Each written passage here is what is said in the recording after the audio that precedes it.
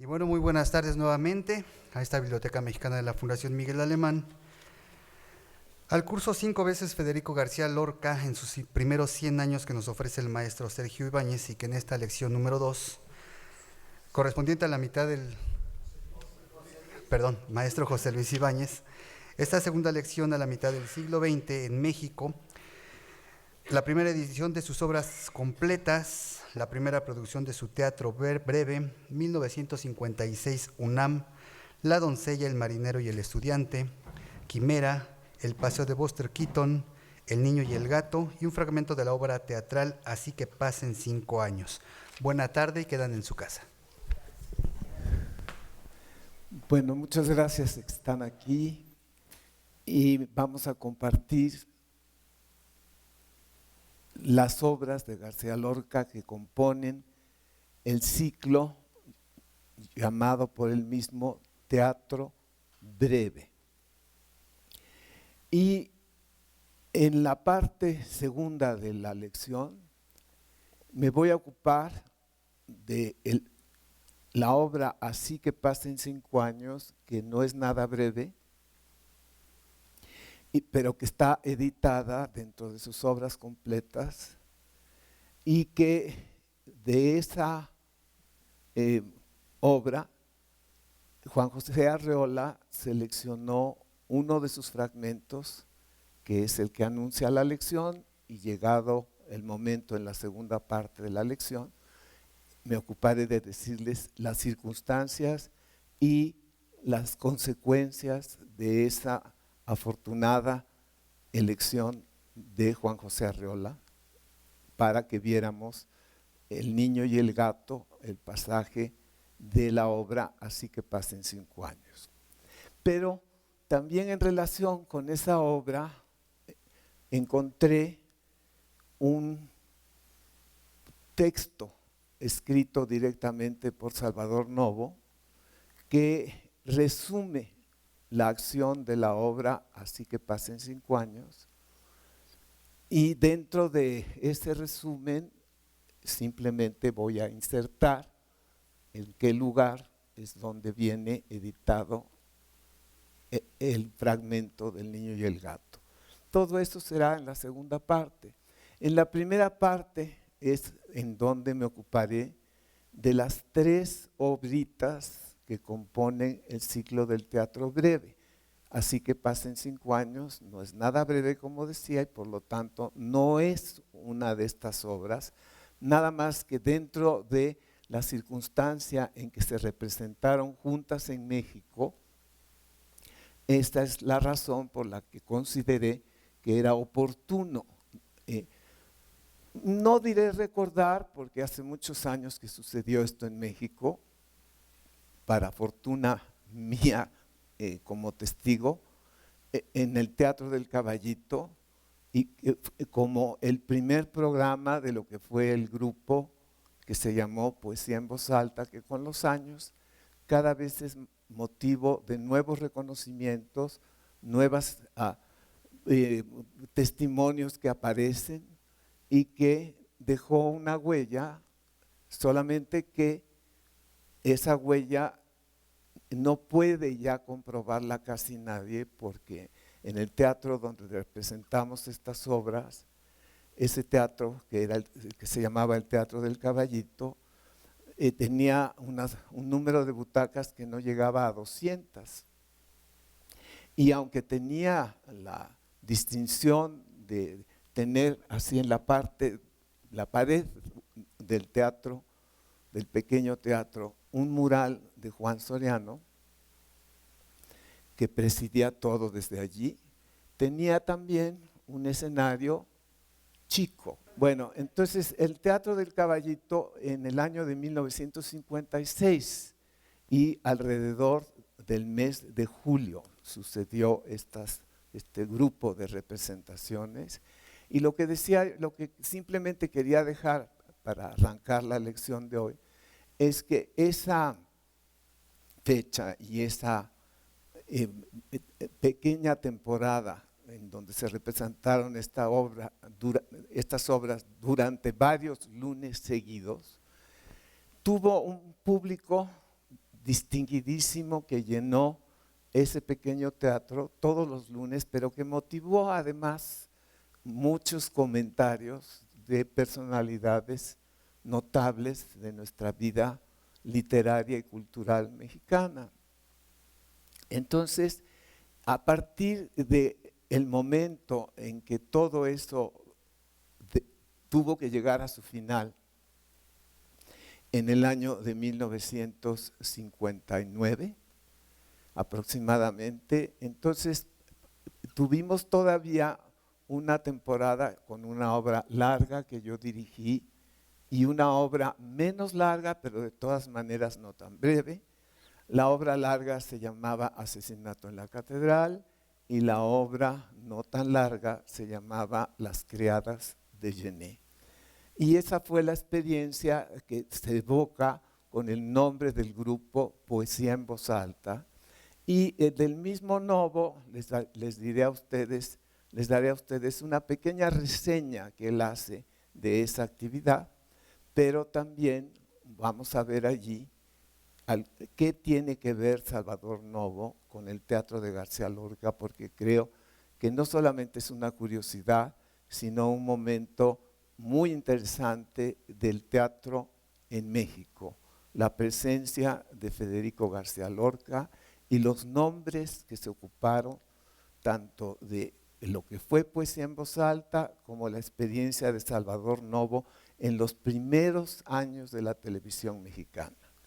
Cada semana él presentaba una diferente obra de teatro y en esa programación él escogió lo que se llaman las obras claras de García Lorca, por contraste con las obras oscuras de García Lorca, de las cuales hablaremos a propósito de su teatro breve y otras obras, entre ellas una que se llama El Público y alguna otra que por fragmentos han aparecido de manera póstuma, pero muy reciente, que han necesitado revisión, edición, pero que ahora tienen amplia difusión gracias al cuidado con que se atiende la memoria y la obra de Federico García Lorca desde allá de España y en la conexión con México.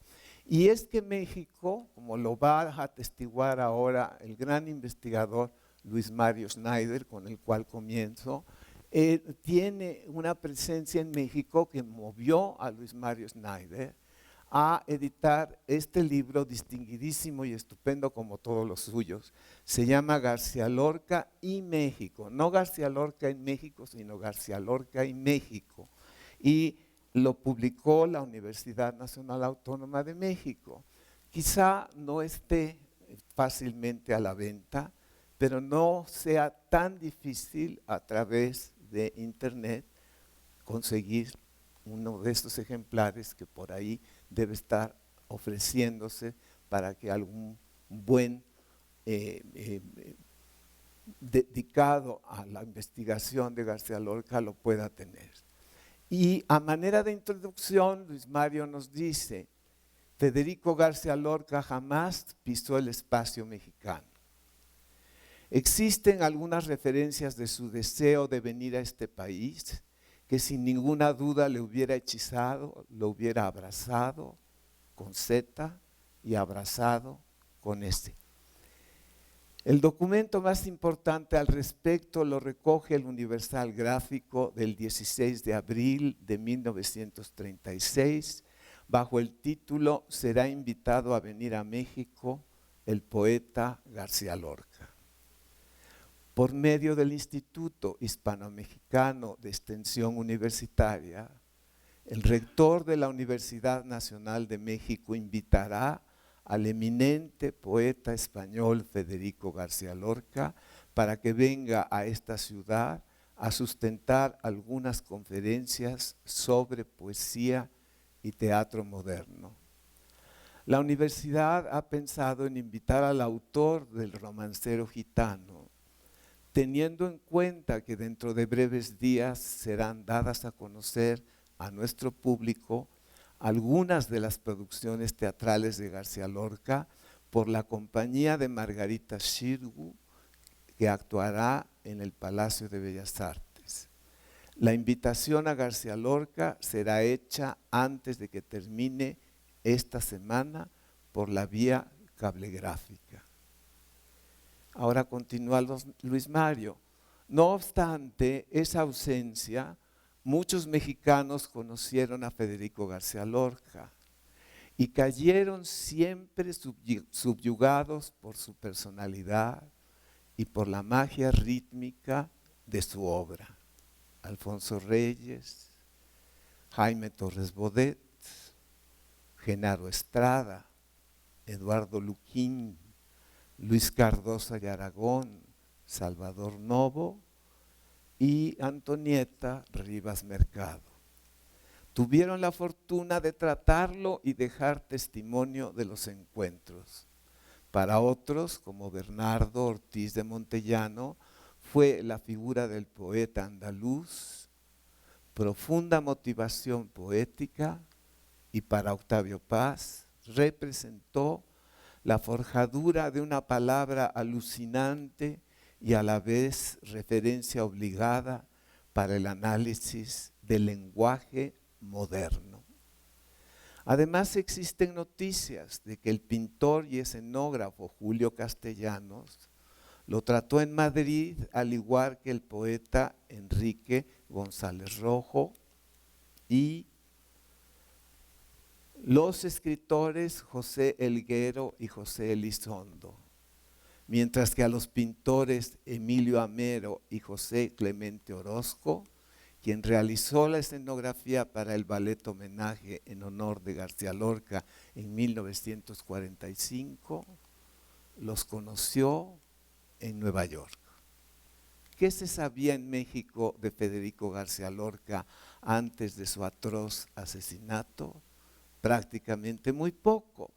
El documento más antiguo hallado donde se cita a Federico García Lorca aparece en Horizonte, órgano del estridentismo, el movimiento vanguardista mexicano, en el número 7, en octubre de 1926, cuando Arqueles Vela envía desde Madrid una nota sobre el libro Vísperas del Gozo de Pedro Salinas.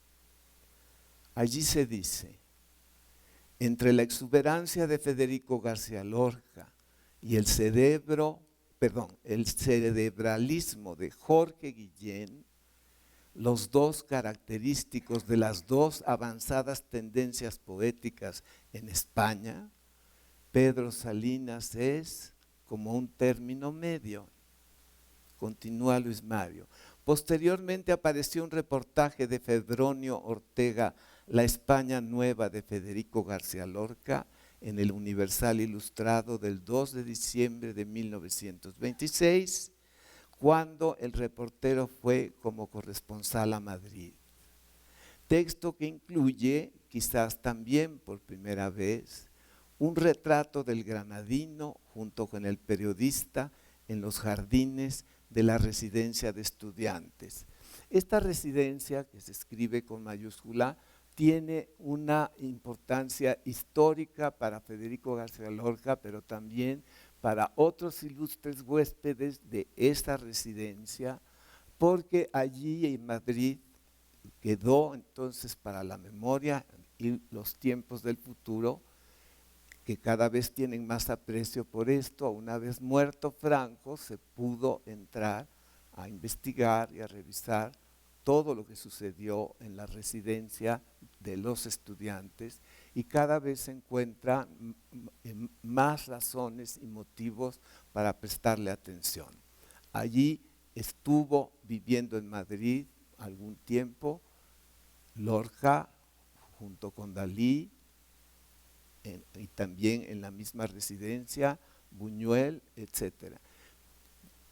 Además de esos nombres, hay muchas referencias que nos pueden orientar para todo esto, y en el curso yo iré leyendo de este libro de Luis Mario, valiosísimo, fragmentos que sean pertinentes a lo que vamos a tratar en las siguientes 3 lecciones. Pero irónicamente no hay ninguna mención que haya encontrado directamente Luis Mario como referencia de que aquí en México se representó con las características que voy a tratar el día de hoy, el grupo de obritas que se llama Teatro Breve y que cada vez se pueden estudiar con la conciencia de su importancia. En la edición muy conocida de la editorial Aguilar, que al editarse por segunda vez, la primera se editó en América del Sur. La segunda, después de que se agotó esa primera, se cuidó aquí en México, se añadió, se corrigió, contiene dibujos de García Lorca mismo, es magnífica en toda su extensión, tiene suficientes índices muy bien armados para guía de todo lo que aquí se trata y tiene la elegancia de un prólogo, de una presentación del gran poeta Jorge Guillén. Y en lo que queda del curso, aunque ya hice una presentación de Jorge Guillén, daré algunos otros datos. Es tanto lo que vale la pena mencionar que difícilmente va a caber todo lo que es deseable compartir con ustedes, pero haré todo lo que se pueda. Entonces, en este librote es muy interesante ver que al empezar a publicar en este libro, en el orden de este libro, las obras de teatro de García Lorca, lo primero que uno encuentra es ese teatro breve, ¿sí? Y para entrar en materia, entonces les quiero leer los 3 textos que componen este pequeño grupo. Se llaman, uno, La doncella, el marinero y el estudiante, que es la primera que voy a leer. Otra que se llama Quimera. Y la otra que se llama El paseo de Buster Keaton, que tiene los 2 filos de toda gran obra poética, pero que en este caso, escrita en el ambiente que todo el mundo puede reconocer fácilmente como surrealista, es tan escalofriante como graciosa. Entonces voy a empezar a leer este pequeño grupo por la obra breve que se llama La doncella, el marinero y el estudiante.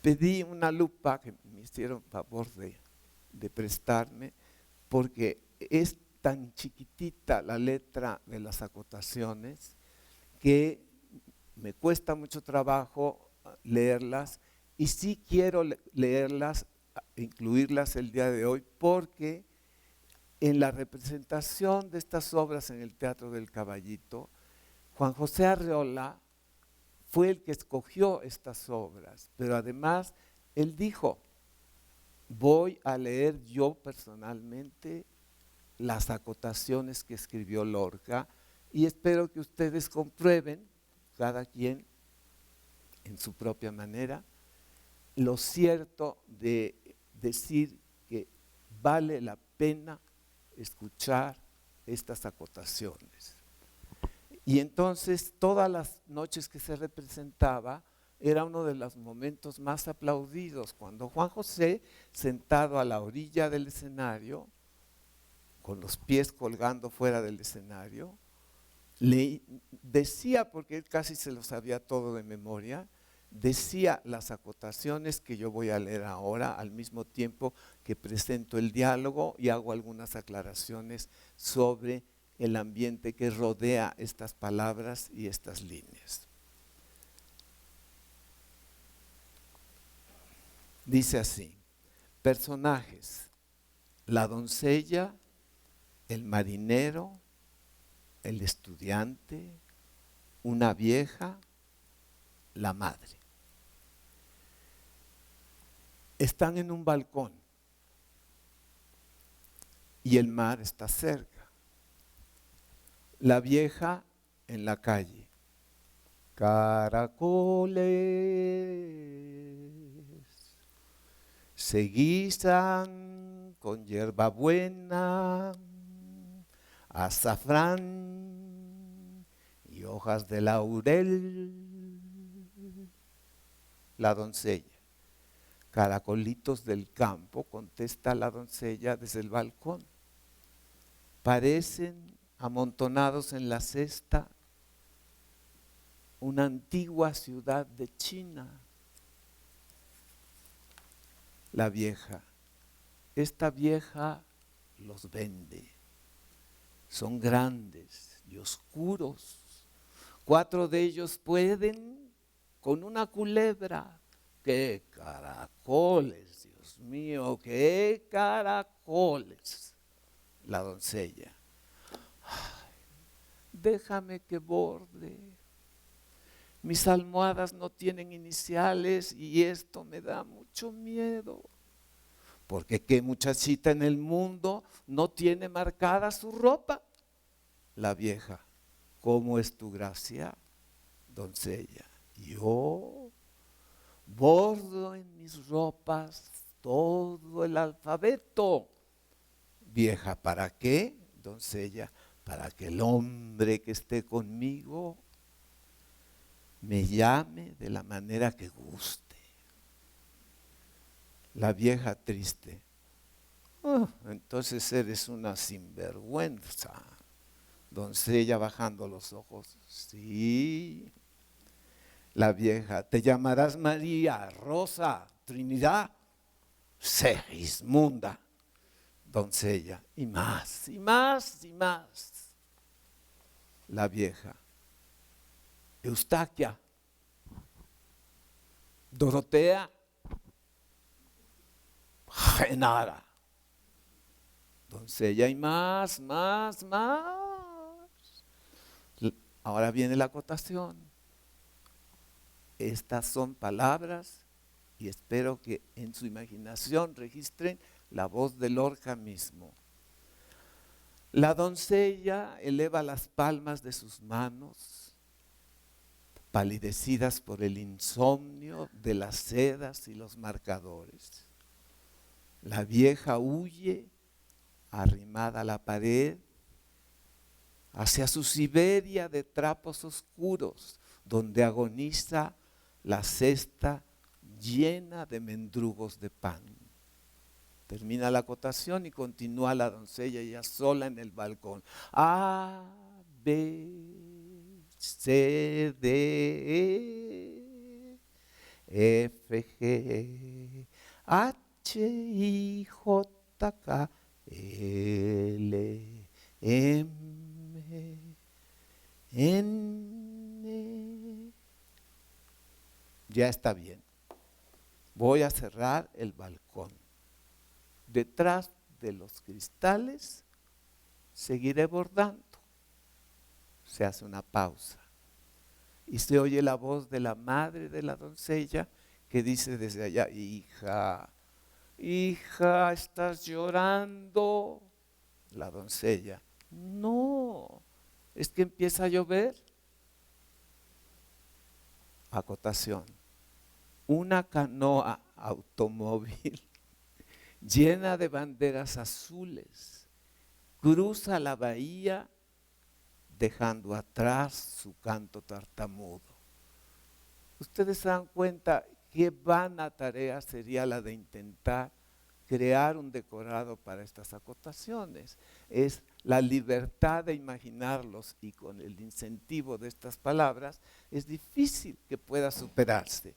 Y entonces dice, la lluvia pone a la ciudad un birrete de doctor en letras.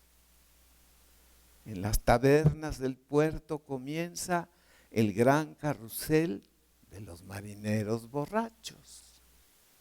La doncella cantando A, B, C, D, ¿con qué letra me quedaré? Marinero empieza con M, estudiante empieza con E. A, B, cede.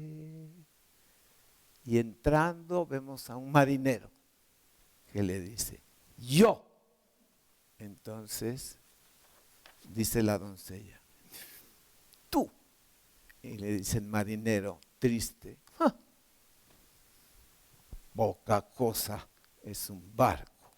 Una línea estupenda para hacer entrar a un marinero y con esta frase de que considera que un barco es poca cosa. Y dice así la doncella, le pondré banderas y dulces. El marinero, si el capitán quiere, se hace otra pausa, doncella, afligida. Poca cosa es un barco, marinero. Lo llenaré de puntillas bordadas. La doncella, si mi madre me deja. Marinero, ponte de pie. La doncella, ¿para qué? Marinero, para verte. La doncella se levanta, ya estoy. El marinero, qué hermosos muslos tienes. La doncella, de niña monté en bicicleta.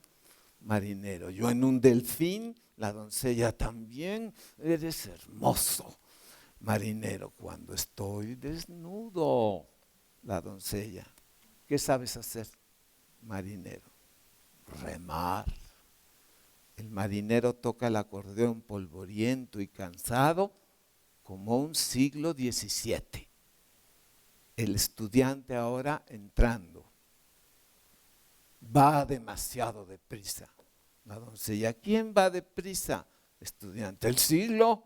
La doncella, ¿estás azorado?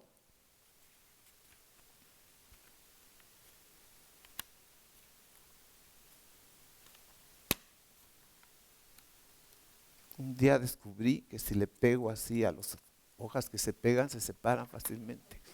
¿Sí? Les paso el tip. Y entonces dice el estudiante, es que huyo. Y dice la doncella, ¿de quién? Estudiante, del año que viene. Doncella, ¿no has visto mi cara? Estudiante, por eso me paro. Doncella, no eres moreno. Estudiante, es que vivo de noche. Doncella, ¿qué quieres, estudiante? Dame agua. Doncella, no tenemos aljibe. Estudiante, pues yo me muero de sed. Doncella, te daré leche de mis senos. Estudiante encendido, endulza mi boca. Doncella, pero soy doncella. Estudiante, si me echas una escala, viviré esta noche contigo. La doncella, eres blanco y estarás muy frío. Estudiante, tengo mucha fuerza en los brazos. La doncella, ay, yo te dejaría si mi madre quisiera. Estudiante, anda. La doncella, no. Estudiante, ¿y por qué no? Doncella, pues ¿por qué no? El estudiante, anda. La doncella, no. La acotación final. Alrededor de la luna gira una rueda de bergantines oscuros. 3 sirenas chapoteando en las olas engañan a los carabineros del acantilado. La doncella en su balcón piensa dar un salto desde la letra Z y lanzarse al abismo. Emilio Prados y Manolito Altolaguirre, enharinados por el miedo del mar, la quitan suavemente de la baranda.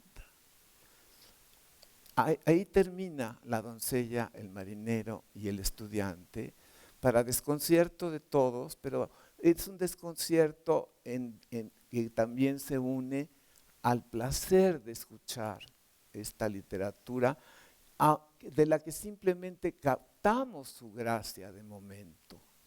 Pero después de conocerla, después de verla representar, Y poco a poco en mi vida se me fue presentando siempre en mi memoria como una reflexión admirable sobre el teatro.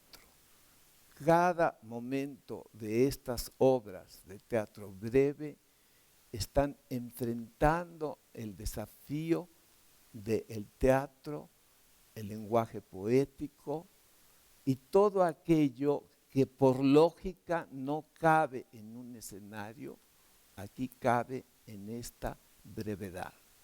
Y así fui apreciándolas como una audacia que es cierto, planteada en su tiempo y por la manera en que funciona el avance del diálogo, es fácil situarla entre el grupo de obras que en Europa estaban haciéndose como el teatro de ruptura con el pasado, como correspondía al espíritu del principio del siglo, y por otra parte también a la inquietud de hacer el teatro preguntándose qué es el teatro.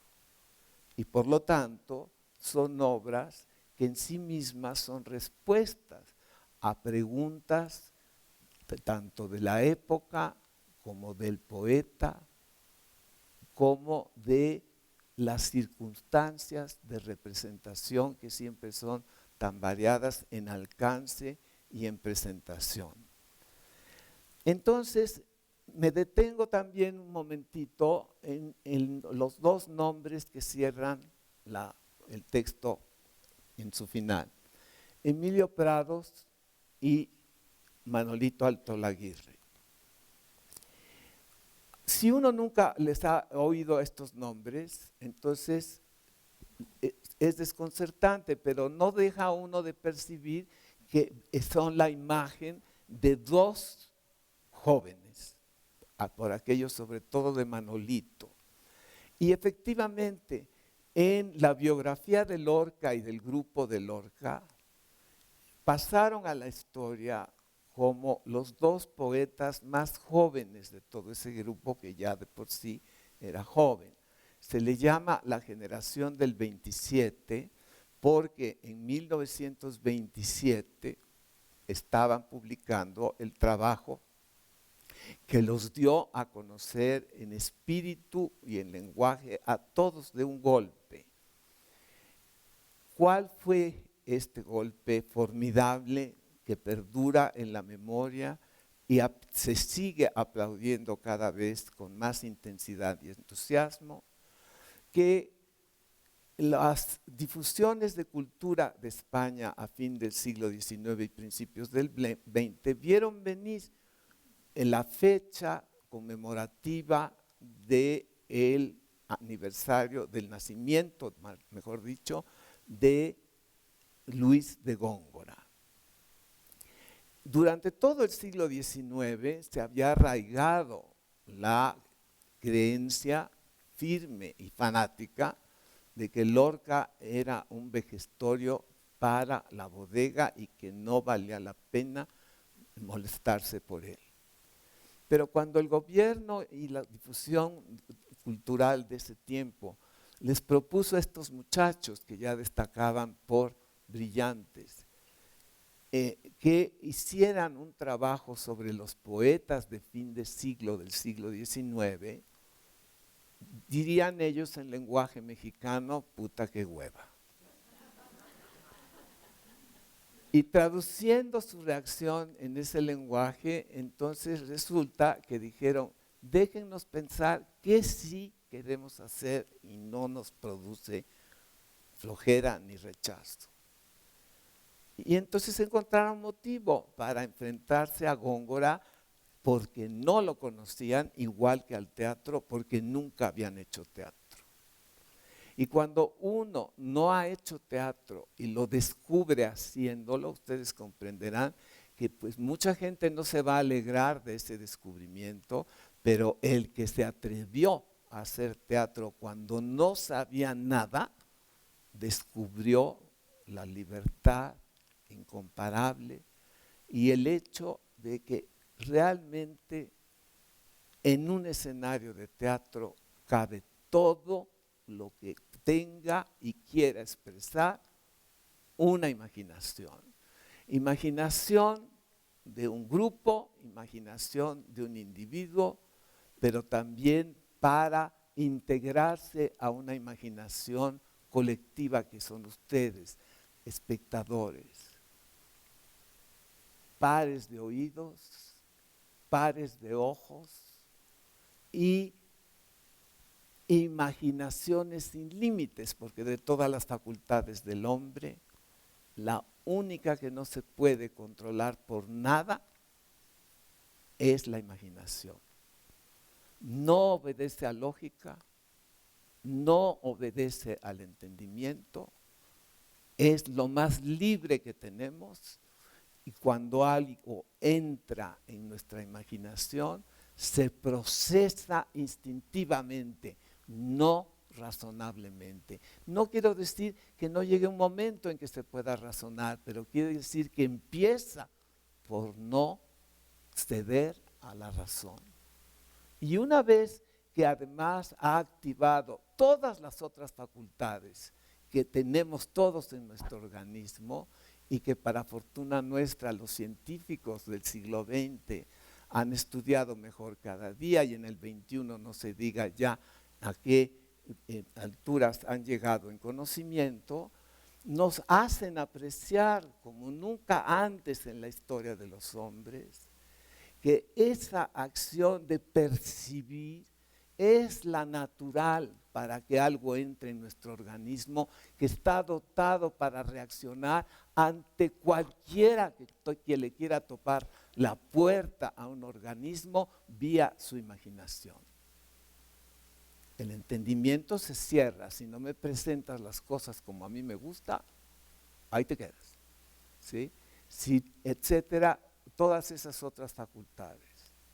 Y es en ese sentido donde de pronto hay alusiones a siglos pasados que, teniendo registradas estas libertades imponentes que llegó a alcanzar el teatro de los siglos de oro, en el último momento cerraron su imaginación, al mismo tiempo que dejaban abierta la imaginación del siglo de oro para los encuentros que puede tener libremente con cualquier otro siglo de la posteridad.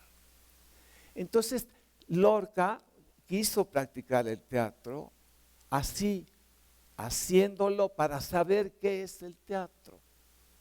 Se murió en el camino, pero lo hizo con tal intensidad y entusiasmo que nos dejó esta diversidad de obras, todas ellas que plantean la pregunta: el teatro, ¿quién lo hace y cómo se hace?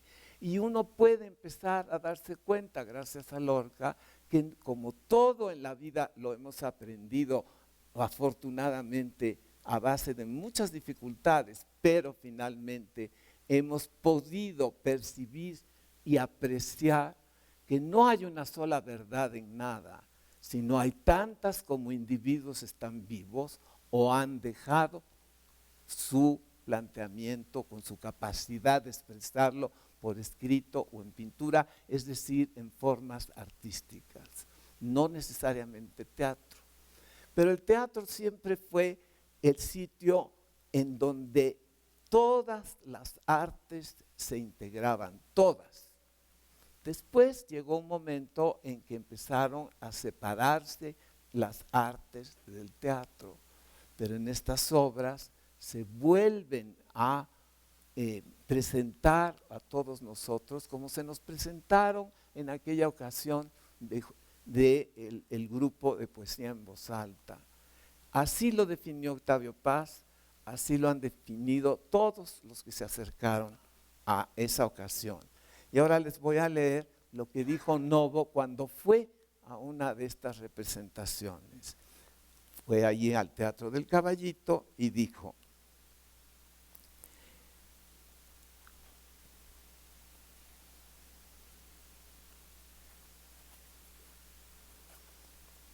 bueno, para no hacer esperar el fragmento, dijo: en el mes de julio de 1956, y recuerden ustedes que Novo nos dejó estos libros valiosísimos que son un registro que en aquel tiempo pareció pura frivolidad de su parte, pero que son diarios que todos los días escribió Salvador Novo y que después recopiló con el nombre de La vida en México en el sexenio de cada presidente de la República, empezando por Lázaro Cárdenas hasta el momento en que murió, que eran los principios del régimen de Luis Echeverría. Aquí es La vida en México en el periodo presidencial de Adolfo Ruiz Cortines, en el segundo tomo de este periodo, que es donde yo empecé a dedicarme al teatro con el orgullo de que el teatro no me rechazó de ninguna manera y pude unirme a estas exploraciones de un grupo que no sabía lo que era el teatro, pero quería hacer teatro. Y entonces, en una reunión en la que yo estaba de testigo, porque quiero compartir mi testimonio con ustedes, la universidad y su oficina de difusión cultural había reunido a los que estábamos allí, unos absolutamente anónimos y principiantes, con algunos que ya desde el principio se daban a notar, empezando por Octavio, por Arreola, por Juan Soriano, Leonora Carrington. Y empezaron a hablar de que si el poeta fulano, que si iba a hacer un recital para tal cosa, y no prosperaba, no caminaba la conversación hasta que de pronto, creo que fue Arreola y Octavio al mismo tiempo. Bueno, y si lo que tenemos es ganas de hacer teatro, ¿por qué no hacemos teatro? Y entonces dijeron, claro que sí. Y a partir de ese momento fuimos descubriendo muchísimas cosas. Y entonces el Octavio dijo casi al principio de esta ocasión, pues yo escribo entonces una obra. Y entonces le dijo el administrador de difusión cultural de la UNAM, ¿y cuándo estaría lista, don Octavio? Y le dijo él, pues no sé, díganme cuándo la quieren. Y dice, mire, don Octavio, a partir de hoy estamos pagando renta a Marilu Elízaga todos los días. Y si no estrenamos a partir de tal día, nos va a costar mucho más cada día. Entonces, usted es el que nos va a decir qué tan pronto. Y mientras Octavio lo pensó un segundo, los demás empezaron a decir, bueno, mientras tanto podemos hacer otro espectáculo para darle a Octavio tiempo. Y así fue aumentando la pelota y en el mes de marzo y de abril estrenamos el programa de Lorca y en el mes de julio él estrenó su obra que se llamó La hija de Rappaccini, ¿sí? No fue bien recibida, pero es una obra que basta atenderla sin prejuicio para que vea uno que tenemos ahí una joya formidable, además avalada ahora por la conciencia que tenemos de quién es y qué hizo por nosotros Octavio Paz. Regreso entonces a 1956 y mientras Octavio escribía La hija de Rappaccini, entonces Arreola fue juntando los pedazos que fue encontrando, porque él todo lo hacía espontáneamente o no lo hacía. Y en ese sentido era de los que dicen, para luego es tarde. Entonces, o lo hacemos inmediatamente o no lo hacemos. Y así fue, entonces, reuniéndose todo y con la participación de él, que acababa de regresar de una experiencia excepcional. Al terminar la Segunda Guerra Mundial, algunos actores famosos que habían venido al continente nuestro para recorrer todas las naciones de habla hispana, ofreciéndoles un repertorio de obras francesas, entre ellos estaba el célebre señor, que algunos de ustedes quizá tengan todavía en el oído su nombre, Louis Jouvet. Y Luis Jouvet tenía una compañía que andaba dando la vuelta por todos los mares del continente con el repertorio de obras francesas, cuando de pronto recibió la noticia de que habían entrado los ejércitos liberadores a Europa y que se había liberado París de la ocupación nazi y que podían regresar inmediatamente ya los que andaban peregrinando por el mundo. Entonces Jouvet tomó a su compañía, apartó su regreso en el puerto de Veracruz, se vino a México, y antes de irse a Veracruz, entonces tomó el Teatro de Bellas Artes y ofreció allí su repertorio. Pero conforme se fue acercando la fecha de emprender el camino a Veracruz, fue recibiendo la notificación de la mayoría de las mujeres en su compañía y de algunos actores que le dijeron: señor Jouvet, lo sentimos mucho, pero nos vamos a quedar aquí porque aquí hemos descubierto el paraíso. Venían de años de no comer, de no tener con qué sobrevivir, pero seguir haciendo el esfuerzo, y de pronto encontraron casa, comida, afecto, y todos los diplomáticos del mundo que a su vez tenían andando las embajadas aquí, porque aquí no había, aunque estábamos en guerra oficialmente contra los mismos países, no se sentía la guerra aquí. En 1943, en uno de los momentos más dramáticos de la guerra mundial, nosotros estábamos inaugurando el Cine Metropolitan, el Hipódromo de las Américas, los cabarets más lujosos del mundo, y uno llegaba fácilmente y convivía con el Rey Carol, con todo eso está aquí en los libros de Novo, magnífica y deliciosamente escrito por él. Pero respecto de esto, entonces hizo que a Jouvet mencionarle a México no le era nada grato cuando logró regresar y continuar su vida allá en el París liberado.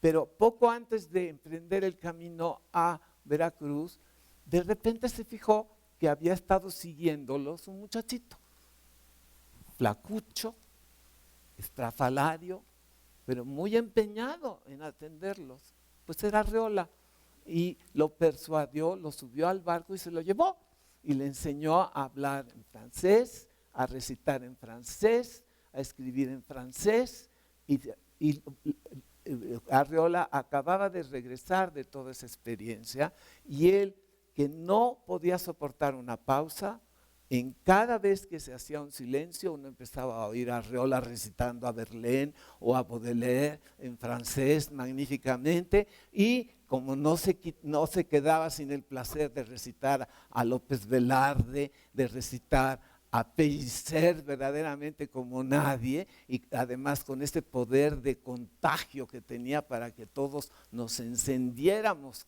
nosotros, público, etcétera, etcétera, pues eran unas ocasiones irrepetibles que fue una verdadera suerte poder participar de todo esto.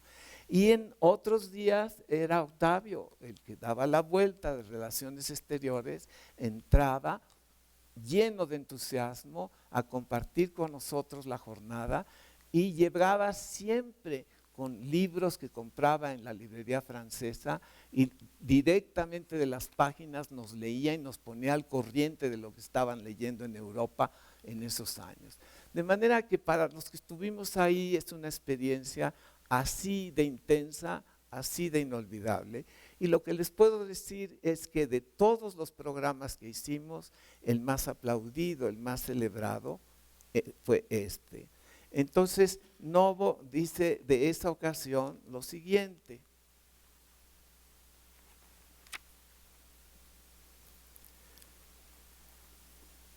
y por último, Juan José Arreola. Yo lo admiraba como prosista, como novelista a la distancia, a que recatadamente me mantiene mi edad con respecto de los jóvenes escritores, esto es, sin ocasión de tratarlo personalmente. Sabía que había estudiado teatro en París con Barrault y que el año pasado premiaron una obra suya en algún concurso, que era amigo de Titina Misraki, que era muy nervioso, cosas así de vagas. Ayer, al verlo en el Teatro del Caballito, al verlo asumir las riendas del novedoso, fresco, rico espectáculo, actuar, moverse con soltura, cautivar al público, Armando de María y Campos me reveló en el intermedio que Juan José Arreola trabajó hace años en el teatro más disímbolo, o sea, que corrió la lengua. Y cuando entré a felicitar a los muchachos y les saludé, él aumentó mis datos con decirme que en 1937 se había interesado en el teatro y estudiado con Javier Villaurrutia, con Rodolfo Usigli, con Celestino Gorostiza, que a eso se fue a París, pero que desde 1940 se había apartado por completo del teatro. Ahora, sin embargo, ha vuelto a sentir su atracción. Eso no se cura. Y está dispuesto a seguir por ese camino. El próximo programa anunciado para el 17 de julio estrenará una pieza en un acto de Octavio Paz con escenografía de Leonora Carrington y dirección de Héctor Mendoza, que también fue el director del primer programa. No he de perdérmelo y ya le contaré. Por ahora quiero felicitarme de haber presenciado una actividad que debiera proseguir y extenderse al disfrute de todos los estudiantes de teatro y de literatura y constituir su mejor práctica. Y así quedó registrada la reacción de Novo a este esfuerzo de este programa y la promesa del segundo. Finalmente pudimos cumplir 7 programas a lo largo de los años y los últimos me encargué yo, pero tienen esas marcas, ¿sí? Luego aquí mismo podrán ustedes ver la concurrencia que Novo registró, que distinguía esas representaciones, que a la mitad del espectáculo hacía entrar a Arreola a los hermanos Alatorre, Antonio y su hermano Enrique, que es mucho menos conocido, pero muy valioso también, y a sus esposas, Margit y Yolanda. Y los 4 toda la semana se pasaban estudiando en vivo todo el repertorio de canciones del Renacimiento que después han comentado, sobre todo Margit y el propio Antonio, y que ahora podemos consultar en los libros magníficos que fueron publicando, pero que entonces tuvimos la suerte de que fueron a cantar allí, porque Arreola, que era como hermano de Antonio, iba todos los sábados con ellos a estudiar en vivo, tocaban instrumentos y cantaban todo esto, y dijo, no, me los voy a llevar para allá, y se los llevó. Y entonces teníamos hasta esa distinción de haber contado con Antonio y con Margit. Enrique y Yolanda se fueron a Jalapa, allá se quedaron, allá vivieron. Yo ya no volví a verlos, pero tengo de ellos el recuerdo más cariñoso y no los puedo olvidar, aunque nunca hayan llegado a las marcas de Antonio y de Margit. Pero todo eso pasaba en esas circunstancias. Ahora voy a el caso de la obra Quimera, que tiene como personajes Enrique, al viejo, a la mujer, una niña y a voces. Y aquí viene la pregunta de Lorca de qué es una puerta en el teatro. Parece mentira, parece una pregunta muy tonta y muy obvia, pero es una pregunta profundísima. Les voy a decir, entre otras muchas razones atractivas, cómo he llegado yo a entender mi respuesta a esta pregunta de Lorca. Porque una puerta tiene 2 lados, es una adentro y tiene una afuera. Y todo depende de qué lado está uno. Pero uno, antes de entrar, es una persona. Y uno mismo, antes de salir, es otra. Y en el teatro, desde sus tiempos más primitivos e históricamente iniciales, tiene siempre dos lados opuestos ante la atención de ustedes. Uno es la entrada y otro la salida. Y no pasó mucho tiempo sin que analógicamente los espectadores empezaron a decir espontáneamente: esto es lo mismo que el nacimiento y la muerte.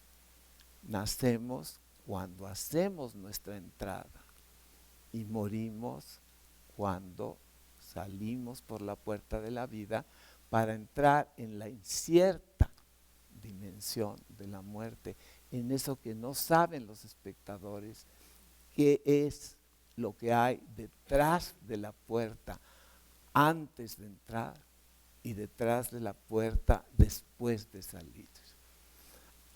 Voy a citar en contraste el famoso Parlamento de Shakespeare, que cada vez se cita más. Lo voy a decir en inglés y voy a traducirlo champurradamente al español. All the world's a stage, and all the men in it are merely players. They have their exits and their entrances. And one man in his time plays many parts, his acts being 7 ages. Y una por una recorre todas las edades del hombre. Empieza por el niño mamando la leche de su mamá y termina por el mutis dramático de un anciano que ya no puede sino arrastrar los pies, y lo dice en el último verso del Parlamento, que dice: sans teeth, sans eyes, sans algo más, y remata sans everything.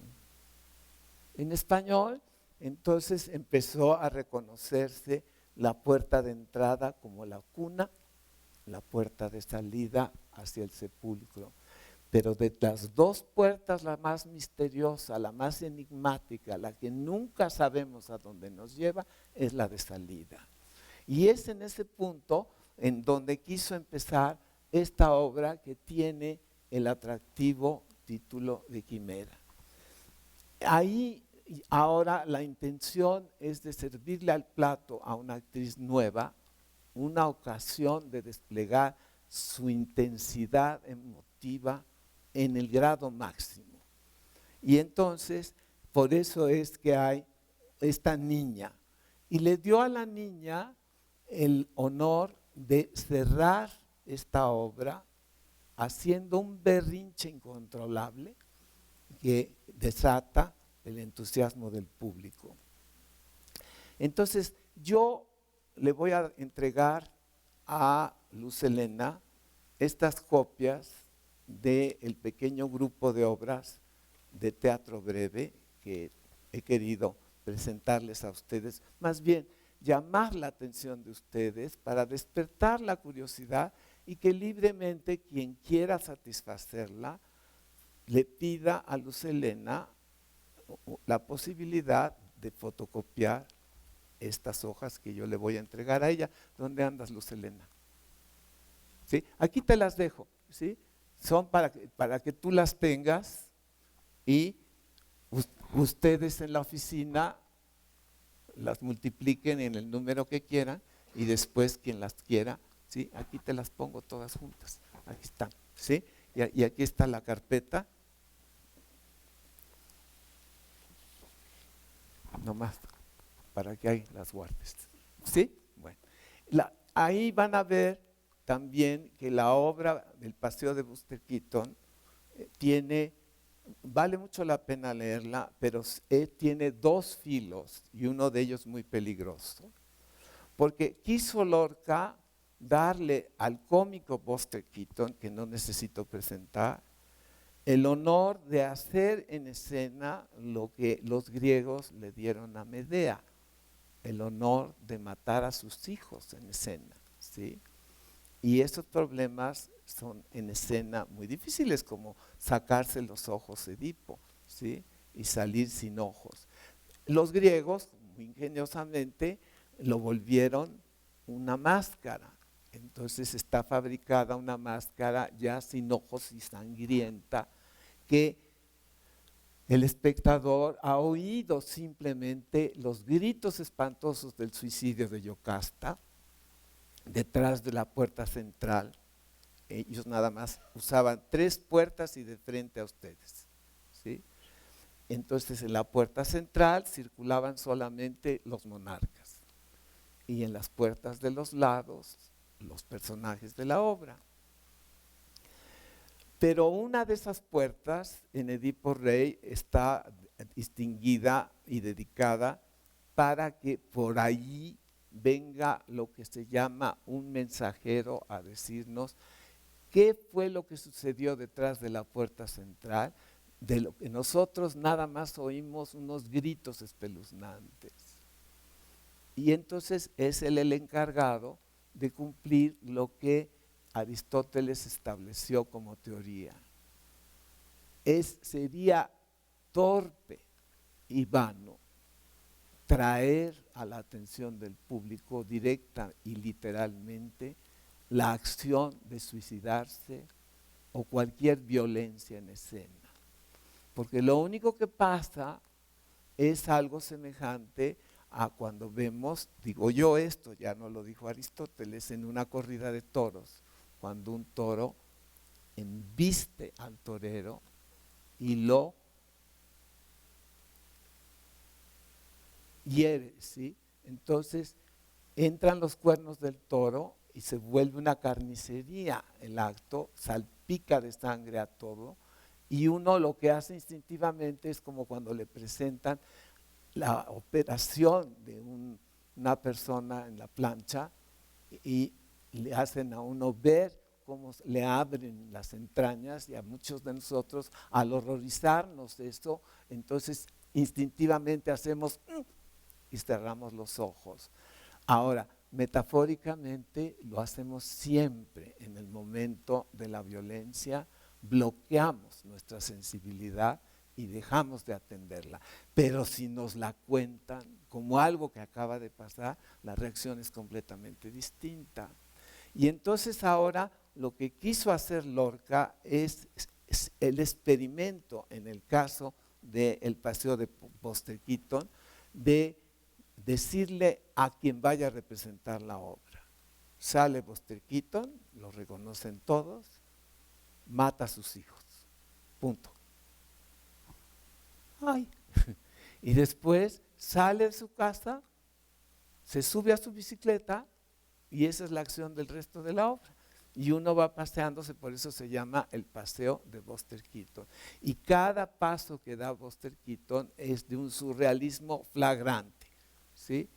De manera que también tiene este sabor de su tiempo, este teatro breve en esa obra sobre todo. Esas 3. Bueno, ahora vamos a ver qué horas son antes de... Sí, ya es hora del intermedio, y entonces gracias por haberme permitido presentarles este grupo de obras que ahora pueden ustedes leer optativamente si quieren, o pueden seguir ignorando. Y por otra parte, en la segunda mitad de la lección, entonces voy a hablar de la obra Así que pasen 5 años y de el fragmento del Niño y el Gato, que sí les voy a leer íntegro y ya para cerrar la lección de hoy. Pasen pues a su intermedio y nos vemos por aquí.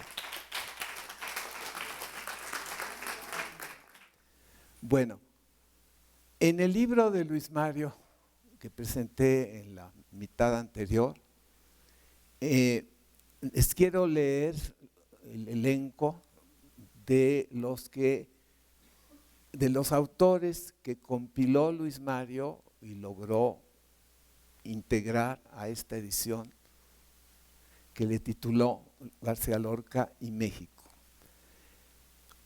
Primero, Alfonso Reyes, Febronio Ortega, Bernardo Ortiz de Montellano, Jaime Torres Bodet, Antonieta Rivas Mercado, Luis Cardosa y Aragón, Salvador Novo, Eduardo Luquín, Genaro Estrada, Pedro de Alba, Octavio Paz.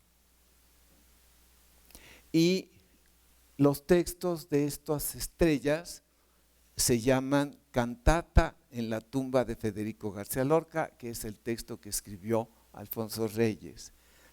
El de Luis Cardosa y Aragón es el romance de Federico García Lorca, y otro que se llama Soledad de Federico García Lorca. El de Salvador Novo es un romance de Angelillo y Adela.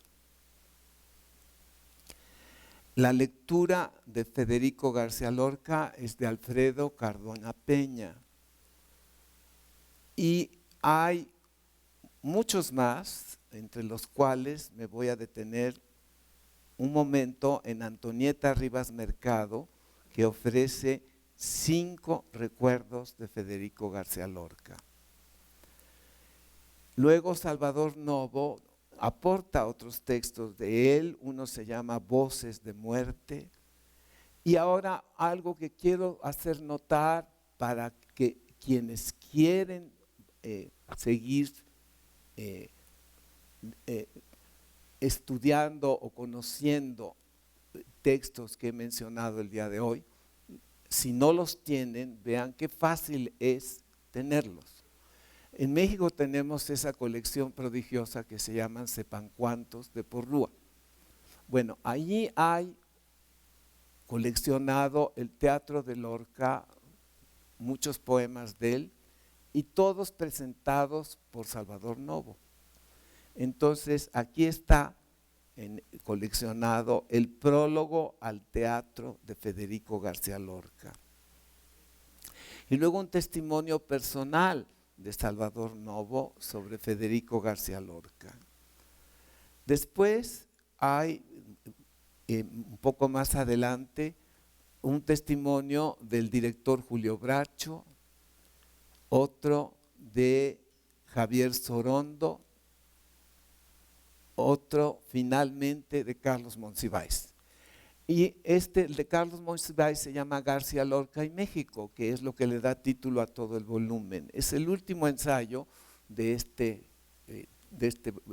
esta publicación, pero voy a decirles la mención que hace del teatro breve, y desafortunadamente no he encontrado más alusiones al teatro de García Lorca en forma breve que me dijeran de otras representaciones que se hayan hecho aquí. Y el mismo Monsiváis se reduce a decir lo siguiente que voy a leer como final de los textos que aquí se publican. El volumen colecciona también las partituras muy bien editadas de todo lo que músicos relacionados con Lorca y México nos dejaron allí, ¿sí? Y aquí tenemos, por ejemplo, la primera partitura es de Carlos Chávez,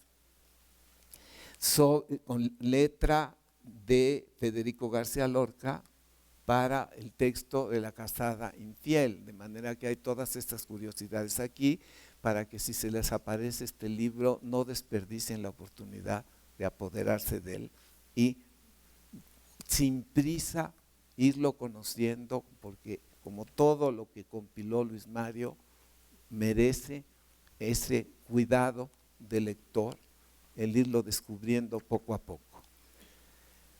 Bueno, Monsiváis en su estilo muy propio, entonces escribe varios textos, cita varios poemas y empieza aludiendo a la guerra española, pero termina con este pequeño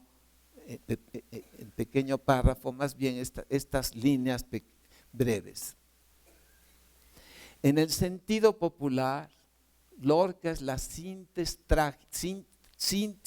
trágica de la España republicana y es el poeta y dramaturgo español más conocido y admirado. Durante muchos años fue deslumbramiento y moda. hoy es deslumbramiento y perdurabilidad. Pero ¿qué dijo del teatro breve? Está hablando así al azar. Por ejemplo, el ballet Homenaje a Lorca con escenografía de José Clemente Orozco. ¿Sabían ustedes que hay esa ocasión? Bueno, pues eso dijo Monsiváis. Por ejemplo, las magníficas e innovadoras puestas en escena del Maleficio de la Mariposa, que es otra obra surrealista del propio Lorca, y el teatro breve, que inician en los años 50 un renacimiento vanguardista en México. Punto. No hay más. Entonces, ante esa escasez, por eso quise traerles estos testimonios y estos textos. Ahora quiero citar una curiosidad. Y quizás algunos sepan de esta película, pero entonces servirá también para que la vuelvan a tener en la atención y con la motivación de lo que voy a decir hoy. Los nombres de Manolito Altolaguirre y Emilio Prados al final de La doncella, el marinero y el estudiante, así juntos como se bajaron en la imaginación teatral de este barco para cerrar la obra, y como lo describe Lorca, enharinados por el agua el miedo al agua del mar. Hay la curiosidad de que Dámaso Alonso, también compañero de generación de Lorca, escribió sobre el miedo que tenía García Lorca al agua, que es algo muy común, ¿sí? Y entonces Emilio Prados y Manolito Altolaguirre tuvieron que enfrentar el agua al cruzar el mar para vivir aquí en México a consecuencia de la guerra civil. Altolaguirre se casó aquí en México, hizo una familia, tuvo varios, en fin, tuvo familia, sobrinos entre los familiares que tuvo, uno de ellos un poeta muy joven que se llamaba Manuel Ulacia y que murió desafortunadamente en una visita de fin de semana a la casa de una amistad que daba a la casa a una playa de las de aquí de México, se metió al agua y no salió vivo del agua porque le dio un supiritaco ahí adentro y murió ahí muy desafortunadamente. Y Manuel Ulacia era hijo de una hermana de Emilio Prados, no, de Altolaguirre, perdón. Sus apellidos eran Ulacia Altolaguirre. Bueno, pero ahora voy al caso de Emilio Prados, ya por su cuenta. Emilio Prados vivió muchos de los años de aquí de México hasta que murió en un departamento en la calle de Lerma. Y el escritor José de la Colina da cuenta entre sus testimonios de cómo lo conoció, cómo lo acompañó y cómo patéticamente una mañana Emilio Prados, que vivía solo, se levantó de su cama y pidió auxilio a la conserje del edificio y al quererle decir qué le pasaba, vomitó sangre y cayó muerto a los pies de esta señora. Pero Emilio Prados, en los tiempos de Lorca, era ese jovencito al que Lorca mencionó.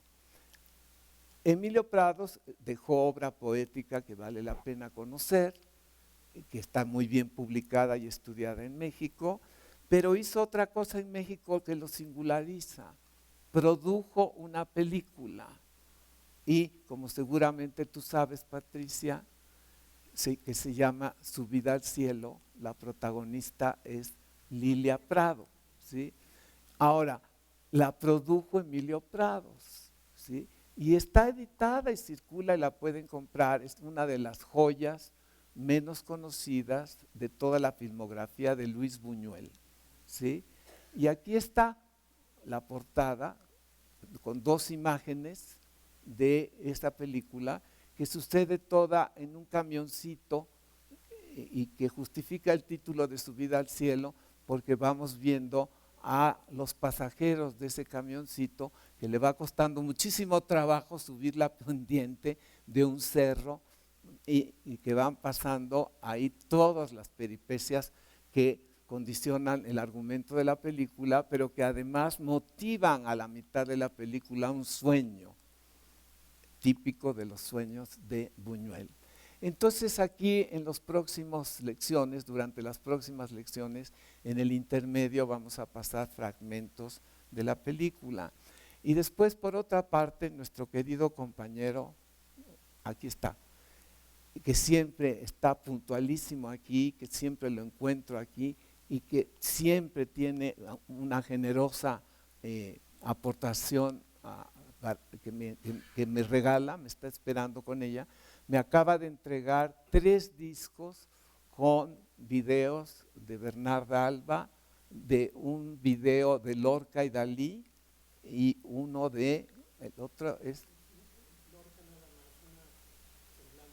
una semblanza de Lorca. Entonces, se los voy a traer a partir de la próxima semana a Luz Helena y Alejandro para ver si quieren ellos, les anunciarán libremente el que puedan venir a ver todo este material, incluyendo Subida al Cielo, en la programación que ellos armen. Yo lo entrego y lo demás es cuenta de ellos y de ustedes, ¿sí? Bueno, entonces eso es lo que les quería decir de este asunto y ahora paso a la obra Así que pasen 5 años. Se me está escondiendo el resumen del argumento de la obra porque Novo la presentó completa en su serie de televisión de teatro de los domingos. ¿Tú no trabajaste en esa serie, Patricia? ¿Ya fue?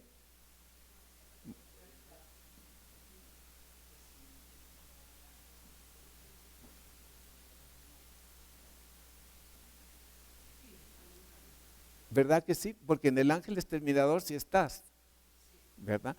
Pero en Subida al Cielo no. Y bueno, ya después en tu propia filmografía ahí tienes que estar, ¿sí? Sí, no, eso me estoy seguro.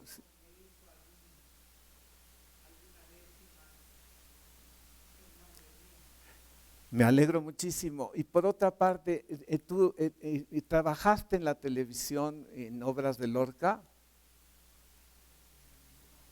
Porque fíjate que a mí te voy a decir lo que me tocó. Un domingo en la Casa del Lago me tocó hacer El llanto de Sánchez Mejía, que después voy a tratar aquí. Bueno, El llanto por Sánchez Mejía. Y entonces había ese programa kilométrico que tú sabes muy bien cuál fue, que se llamaba La Hora de Bellas Artes, que dirigía Mico Villa. Bueno, y entonces en ese tiempo no había video, era en blanco y negro, y lo que hacía el productor de esa Hora de Bellas Artes es toda la semana reunía cuanto espectáculo estaba dispuesto a ir a grabar a lo que era Televicentro allá en la avenida Chapultepec, ¿sí?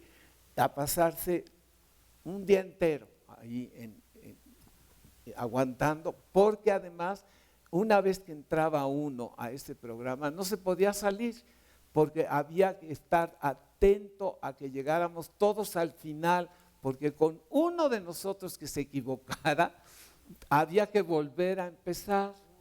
Y en un momento dado, cuando ya se acercaba el final, iba todo caminando muy bien, con un elencazo de gentes que desfilaron por ahí por el programa, entonces faltaba el plato fuerte, que era Carmen Montejo, haciendo Bernarda Alba, y empezó a circular entre todos los que estábamos esperando el turno o el final, el rumor de que una actriz que se llamaba Leticia Palma iba a reaparecer en este programa bailando una música de las composiciones atribuidas a Lorca. Bueno, parece que efectivamente eso iba a ser, pero al llegar el momento de que tuvo que entrar a escena, desapareció, como por arte de magia, y ya no la volvió a ver el público nunca. y ya no volvimos a saber de ella. Pero Leticia Palma iba a ser una superestrella y por motivos que ahorita no voy a contar, no llegó a hacerlo.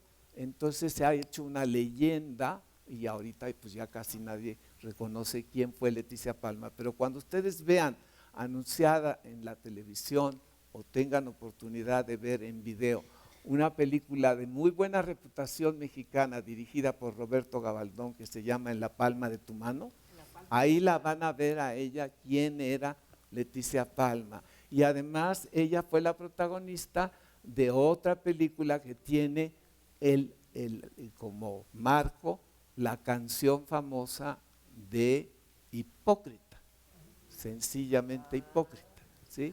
Entonces ahí está, es una carrera que empezó muy brillantemente y de repente ¡pum!, se desbarató por motivos que, en fin, ya los conocerán después, pero que yo no voy a contar ahora. Bueno, entonces dice aquí Salvador Novo que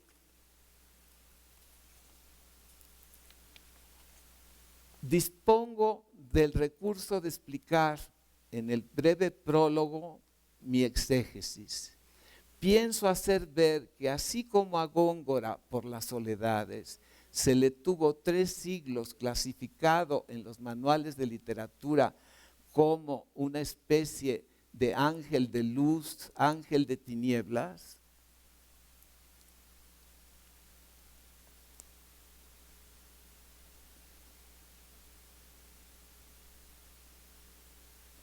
la luz la constituyen sus poesías claras, sus romances, sus sonetos, hasta el Polifemo.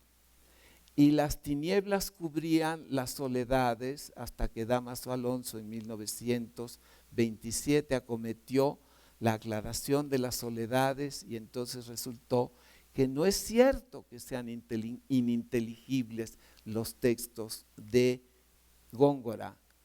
Así puede pasar con Federico. Si los críticos teatrales empiezan a calificarlo de ángel de luz por las claras anécdotas de Rosita la soltera, Yerma, Bodas de sangre, Mariana Pineda, Bernarda Alba, y ángel de las tinieblas, por así que pasen 5 años. Y con la misma falta de razón que en el caso de Góngora, pues analizadas las soledades contienen una sencilla anécdota. El joven náufrago llega a la playa, le acogen los pastores, presencia sus fiestas, pero para decir esto tan simple, qué caudal de poesía, qué desencantada, qué decantada sabiduría. Y así en esta obra, la anécdota teatral es simple hasta la abstracción. Ya estamos en así que pasen 5 años. Hasta la supresión del nombre de pila.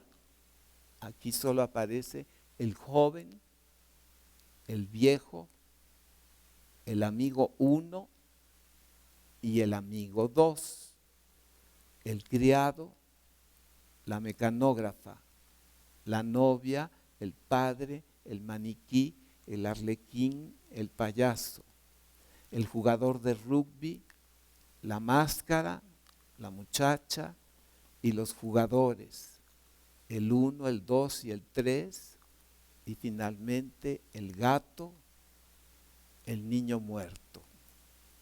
El joven, aconsejado por el viejo, coincidente con él en la prudencia, decide esperar 5 años.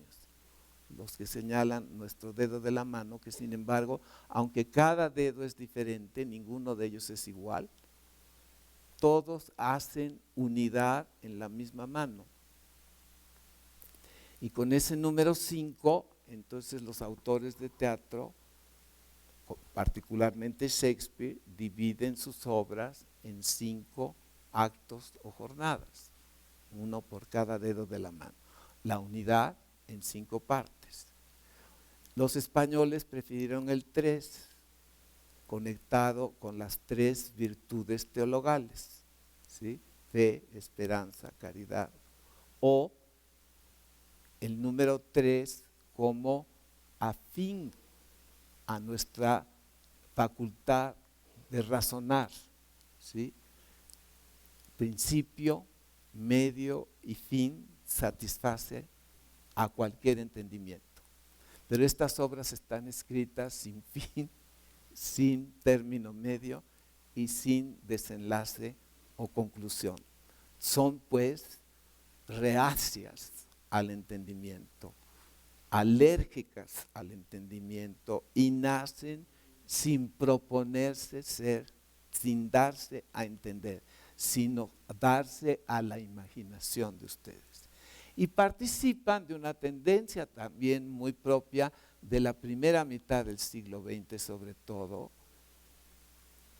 ¿sí? Esta tendencia de abstraer. Pero aquí quiero señalar algo interesante para todos, que todos sabemos, pero a veces no nos fijamos en ello. Toda nuestra cultura en español tiene en su base la fe de la Iglesia Católica Romana, en su base, ¿sí?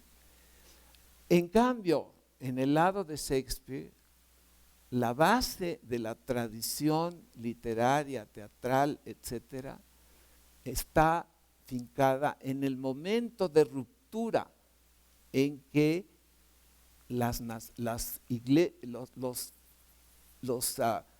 frailes y creyentes que no quisieron seguir en el Vaticano y que con Lutero, ante su protesta, dieron lugar a que naciera el protestantismo en todas sus formas, pero que en Inglaterra tuvieron el fenómeno diferente de que el rey Enrique VIII decidió crear una nueva iglesia católica, nada más que no romana, le llamó iglesia anglicana. Y entonces, haciendo esto, ganó el derecho de que si él era el rey, se podía divorciar de la española, que era totalmente de la tradición que he mencionado, católica romana. Bueno,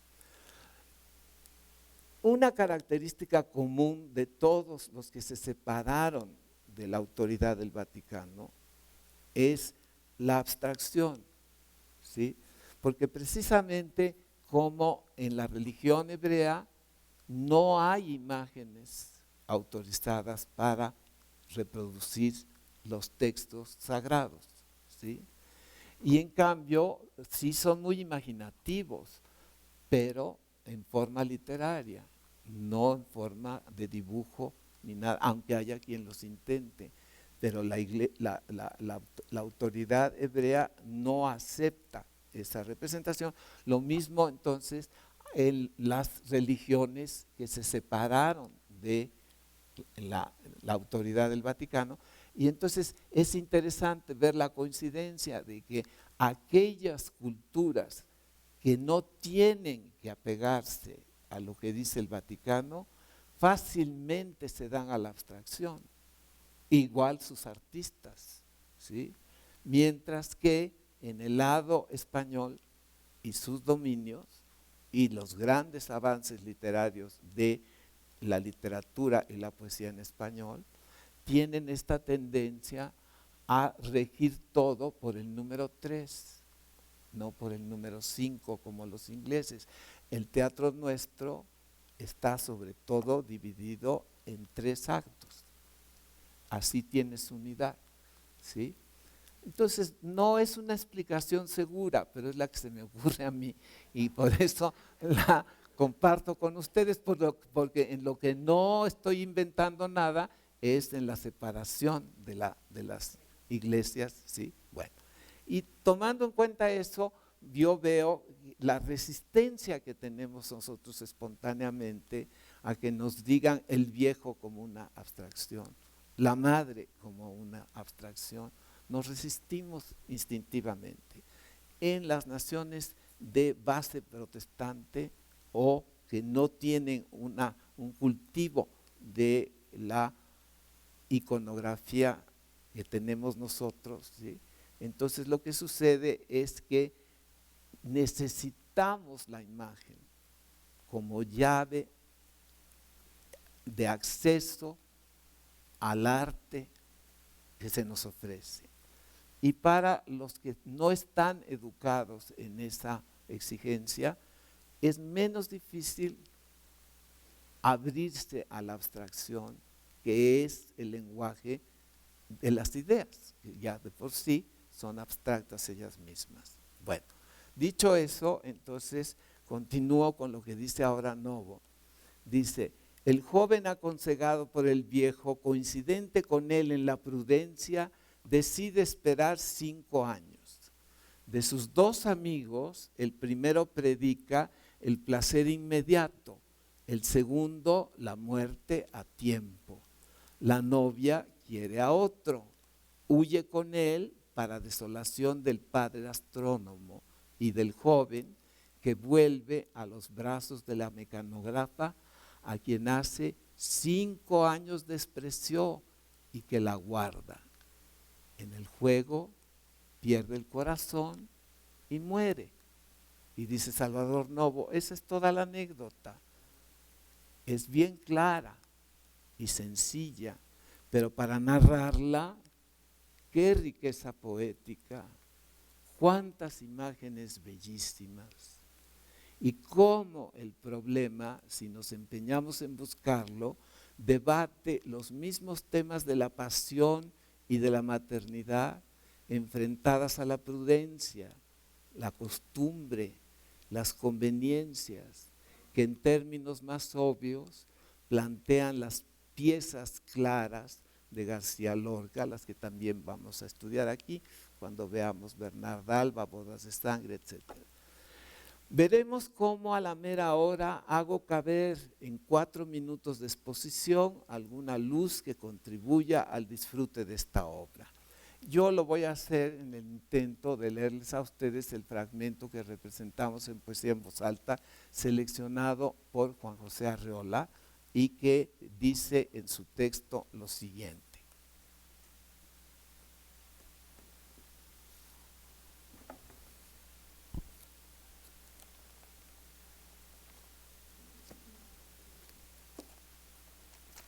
Evidentemente no soy un hombre práctico, pero tampoco creo que esté comprometido a hacer esto porque es uno práctico. Más bien, si es uno práctico, no hace esto. Bueno.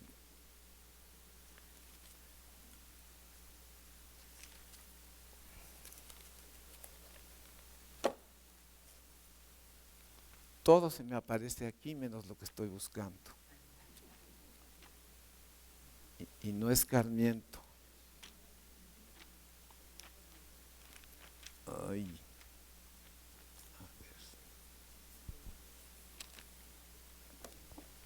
Bueno, voy al índice, pero creo que ya estamos a punto de.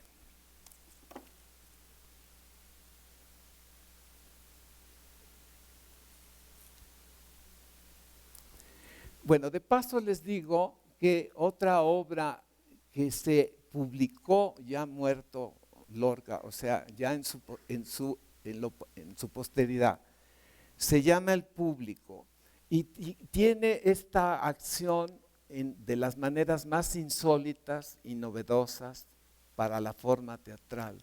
Se llama El Público y consiste en lo siguiente. Lorca, a través de esta obra, nos dice que tanto miedo como le tiene al agua del mar, le tiene miedo al público. Porque este no se quita nunca. Lo único que nos pasa en el teatro es que aprendemos qué hacer con nuestro miedo, ¿sí? Pero siempre lo tenemos, porque si algo es incierto, es nuestra ocupación. Nunca sabemos qué va a pasar. Y entonces, con ese miedo, tenemos sin embargo que atravesar las puertas y entrar y salir cuando nos dicen que tenemos que hacerlo, etcétera, etcétera. Y entonces, en esa percepción de Lorca, inventó una obra que lleva el título del público, en donde el público es el villano de la obra y no lo vemos nunca, nada más lo percibimos, que es lo que también pasa a los autores y a mucha gente que está, como dicen ustedes, en las bambalinas y no ve al público directamente, sino está viendo lo que pasa en el escenario. Cuando estamos en el escenario no sabemos lo que está afuera, porque la luz además es tan intensa para que pueda ver el público todo, que entonces, por mero fenómeno físico, adivinamos lo que está. Así es la presencia del público en esta obra. Siempre está de aquí para afuera de la vista. ¿Y qué es lo que están representando? Romeo y Julieta. Y entonces uno va viendo a los actores que salen y van a tener que volver a entrar y siente la presencia del público. Y sobre este funcionamiento está escrita la obra que está reunida aquí en el volumen de obras completas de García Lorca, pero también esta obra ha merecido tanta atención en la posteridad que hay libros enteros con el texto de la obra del público y las explicaciones y comentarios que da aquel encargado de esta edición. Así que ahí pueden calmar su curiosidad un poco. Y a su vez Novo les dirá más cosas en su presentación de las ediciones, que son varios volúmenes que la editorial Porrúa le encargó en la colección Sepan Cuántos, que está al alcance de ustedes con un poquito de esfuerzo nada más de buscarlo, y además Porrúa, en dado caso, les manda el libro a su casa. Nada más localicen en la forma de pedido en internet y luego la tienen. Bueno, entonces dice aquí, así que pasen 5 años, que vaya yo a la página 1018, donde creo que estaba, pero me seguí de frente. Ya, aquí está, así que pasen 5 años. Ahora quiero llegar al Niño y el Gato. Bueno, esta es una obra muy larga, ¿sí? Pero el fragmento es relativamente corto. Entonces, se trata de lo siguiente. Vemos en escena a un niño y vemos en escena a un gato. Ya esto es muy interesante para la imaginación de presentar en escena. ¿Cómo vamos a hacer un gato en escena? No va a estar literalmente el gato allí. Entonces es un actor o una actriz. En nuestro caso era la actriz Rosenda Monteros que hacía el gato. En la situación dramática que están en este episodio de la obra, es un sueño. Y en ese sueño, el niño se ha muerto en el día en que está haciendo su primera comunión y viene vestido todavía con su traje de la primera comunión y con su cirio. Y el gato está ahí como arrinconado, como que no quiere que lo vean porque unos niños lo apedrearon. Y entonces ocurre este diálogo muy conmovedor y muy sugestivo.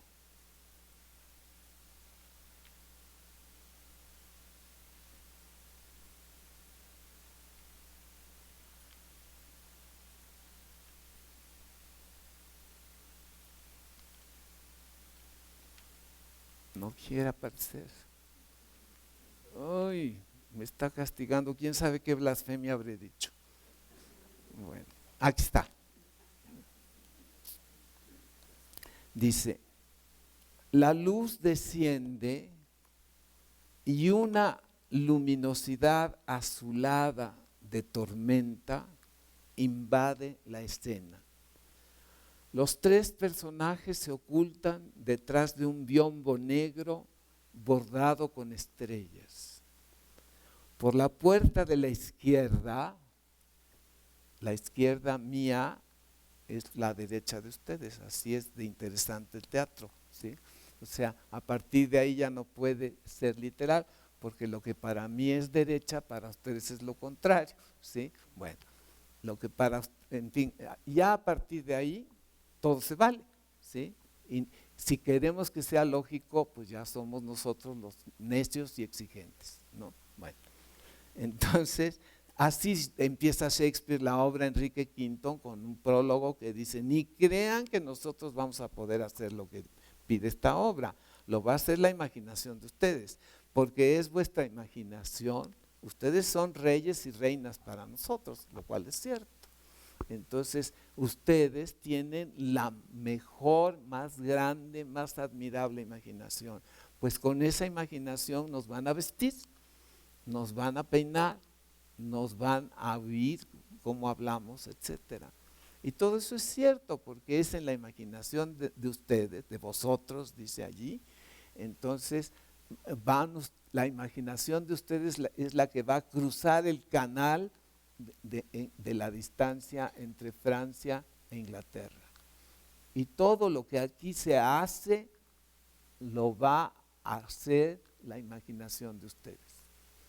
Dice, así que nosotros contamos con la imaginación de ustedes para hacer nuestro, como se dice en inglés, juego, our play. Y ahí empieza la acción. Ahora aquí, entonces dice que por la puerta de la izquierda aparece el niño muerto con el gato. El niño viene vestido de blanco de primera comunión, con una corona de rosas blancas en la cabeza. Sobre su rostro pintado de cera resaltan sus ojos y sus labios de lirio seco. Tras un cirio rizado en la mano y el gran lazo con flores de oro, trae un cirio rizado en la mano y el gran lazo con flores de oro. El gato es azul, con 2 enormes manchas rojas de sangre en el pechito blanco gris y en la cabeza. Avanzan hacia el público. El niño trae al gato cogido de una pata y dice el gato: miau. Y el niño: el gato: miau. El niño: toma mi pañuelo blanco, toma mi corona blanca, no llores más. El gato: me duelen las heridas que los niños me hicieron en la espalda.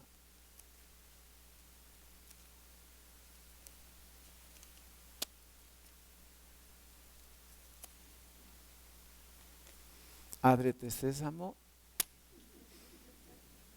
Y se abrió. El niño: también a mí me duele el corazón. Gato: ¿por qué te duele, niño? Di. El niño: porque no anda. Ayer se me paró muy despacito, ruiseñor de mi cama. Mucho ruido, si vieras. Me pusieron con estas rosas frente a la ventana. El gato: ¿y qué sentías tú, niño? Pues yo sentía surtidores y abejas por la sala. Me ataron las 2 manos. Muy mal hecho. Los niños por los vidrios me miraban y un hombre con martillo iba clavando estrellas de papel sobre mi caja, cruzando las manos. No vinieron los ángeles. No, gato. Gato: no me digas más, gato. El niño: no, gato. Soy gata. El niño: ¿eres gata? El gato mimoso: debiste conocerlo. El niño: ¿por qué? Por mi voz de plata. El niño galante: ¿no te quieres sentar? El gato, sí, tengo hambre. El niño, voy a ver si te encuentro alguna rata. Se pone a mirar debajo de las sillas. El gato sentado en un taburete tiembla. No te la comas entera, una patita porque estás muy enferma. Gato, 10 pedradas me tiraron los niños. El niño, pesan como las rosas que aprisionaron anoche mi garganta. ¿Quieres una? Se arranca una rosa de la cabeza. El gato, alegre, sí, quiero. El niño, con tus manchas de cera, rosa blanca, ojo de luna rota, me pareces gacela entre los vidrios desmayada. Se la pone, gato. ¿Tú qué hacías? Niño, jugar. ¿Y tú? El gato, jugar. Iba por el tejado, gata chata, naricillas de hoja de lata.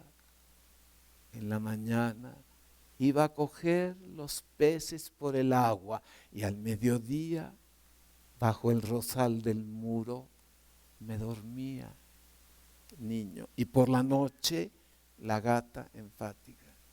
Me iba sola, niño, sin nadie, gata. Por el bosque, el niño con alegría. Yo también iba.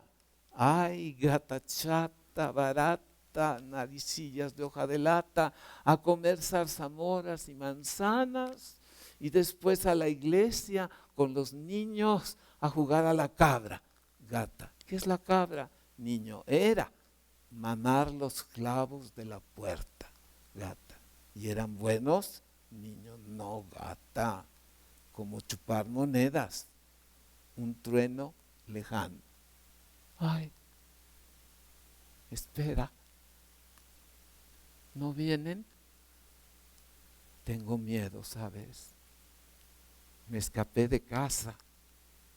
Llora. Yo no quiero que me entierren. Agremanes y vidrios adornan mi caja, pero es mejor que me duerma entre los juncos del agua. Yo no quiero que me entierren. Vamos, pronto.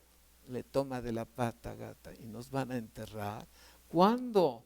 Niño, mañana, en unos hoyos oscuros, todos lloran, todos callan, pero se van. Yo lo vi. Y luego, ¿sabes? La gata, ¿qué pasa? Vienen a comernos. Gata, ¿quién? Niño, el lagarto y la lagarta con sus hijitos pequeños, que son muchos. Gata, ¿y qué nos comen? Niño, la cara con los dedos y la cuca. La gata ofendida, yo no tengo cuca. Niño enérgico, gata, te comerán las patitas y el bigote.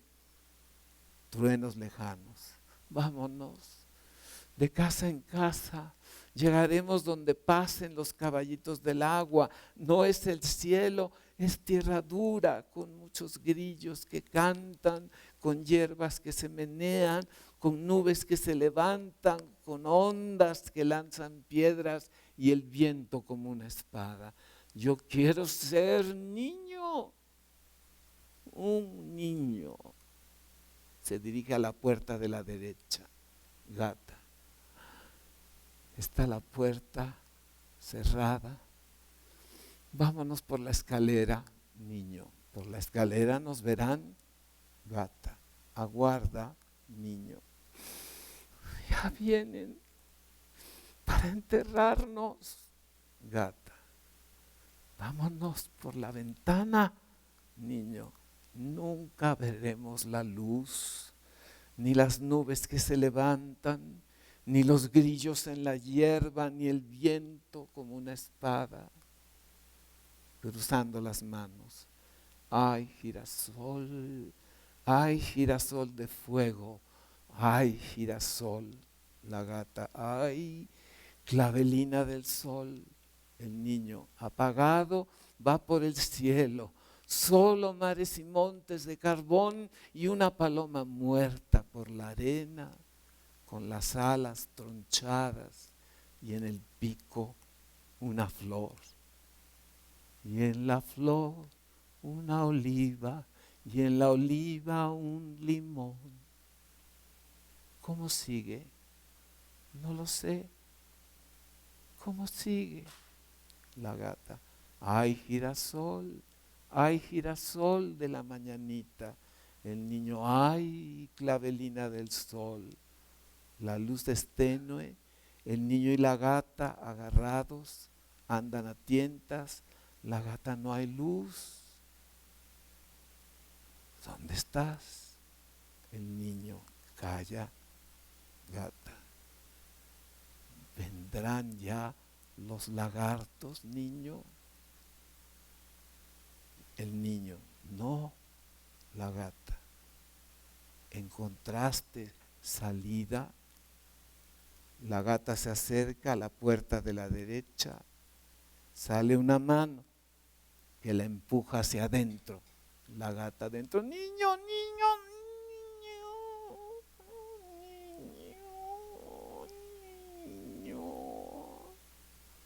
El niño avanza con terror, deteniéndose a cada paso. El niño en voz baja, se hundió. Le ha cogido una mano. Debe ser la de Dios. No me entierres. Espera unos minutos mientras deshojo esta flor. Se arranca la flor de la cabeza y la deshoja. Yo iré solo, muy despacio.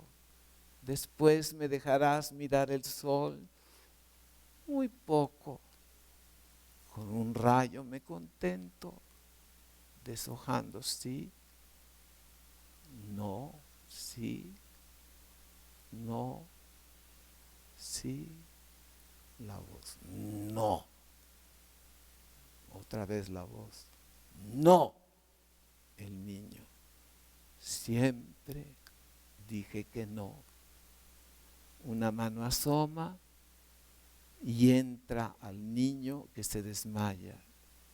La luz, al desaparecer el niño, vuelve a su tono primero. Por detrás del biombo vuelven a salir rápidamente los tres personajes. Dan muestras de calor y de agitación viva. Luego continúa la acción de la obra con el joven, pero nosotros terminábamos ahí como vamos a terminar la lección de hoy y nos vemos en abril. Muchísimas gracias.